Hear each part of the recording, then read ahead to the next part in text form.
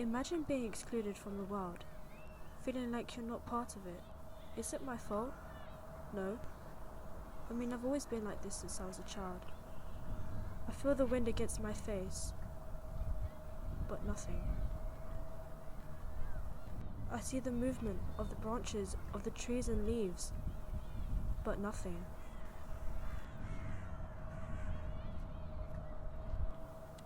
I see the movement of the hand, but nothing. It's like time isn't passing. I know I'm human, but nothing. Having to take that extra mile to communicate. Why me?